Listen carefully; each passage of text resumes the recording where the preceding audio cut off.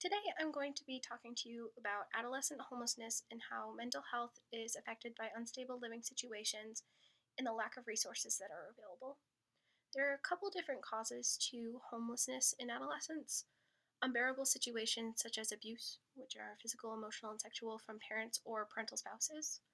Throwaway youth are youth that are pushed out of their homes by their parents. Some youth are abandoned by parents or subjected to neglect or maltreatment. And doubly homeless refers to youth that are removed from their homes by state authorities and placed in foster homes, but then they run away from those placements due to abusive caregivers or placements where they feel like they don't belong. How this affects mental health. Those that are homeless experience higher rates of victimization than the general public. Victimization is commonly defined as the experience of physical, sexual, or emotional abuse. Emotional stress is very high during homeless populations because living on the streets is very, very stressful. So, those who are experiencing homelessness find themselves with higher anxiety and lower self esteem. Adolescents' family environment plays a critical role in the development of depression in young adults due to family characteristics as rejecting and unavailable, having high levels of family conflict and maltreatment, such as physical, emotional, or sexual abuse. There are a number of consequences to adolescent homelessness. Half of all unaccompanied youth report mental health issues, which are predictors of chronic homelessness. In studying these homeless youth, one finds that their mental health problems come in many forms. Homeless adolescents often suffer from severe anxiety and depression and lower self esteem. The rates of major depression, conduct disorder, and post traumatic stress disorder were found to be 3 times as high among runaway youth compared to general youth populations. Self-harming behaviors such as cutting, burning, self-tattooing are quite common among unaccompanied youth. Substance use. Many unaccompanied youth turn to substances to help deal with the stress and desperation caused by unstable living environments. Studies show that substance use among youth increases as living situations become more stressful and less stable. Criminal activity. Homelessness leaves unaccompanied youth in desperate situations, leading some to become involved in criminal activity. Many unaccompanied youth resort to illegal activity as part of strategy for survival. This could be burglary or stealing. And barriers to education. Unaccompanied youth face access barriers to education, keeping many of them from completing high school or post-secondary education, such as school attendance policies, credits, legal guardianship requirements, residency requirements, proper records like obtaining your birth certificate, and lack of transportation. These barriers can cause youth to be denied enrollment, often resulting in a youth remaining out of school for a long period of time. It's because of this that homelessness can interrupt education and normal socialization processes that are developed during youth.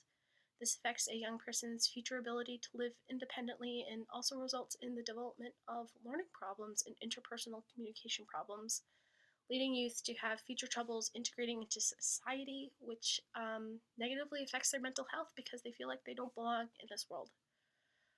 So, how can we combat youth homelessness? Like, what is our solution? Advocating for federal housing programs because they are improving the health, safety, and overall well being of those in the local community. Community impact is huge to help youth achieve the outcomes most critical for their success: stable housing, permanent connections to those in the surrounding area, education, and employment and well being.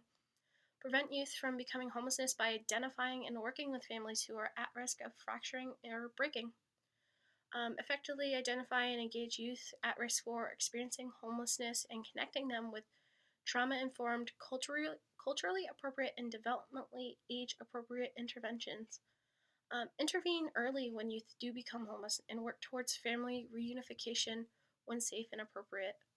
Develop coordinated entry systems to identify youth for appropriate types of assistance and to prioritize resources for the most vulnerable youth, and ensure access to safe shelter and emergency services when needed. Who needs to be involved? Our elected policymakers, such as U.S. Senator Susan Collins, our governors, and our congressmen.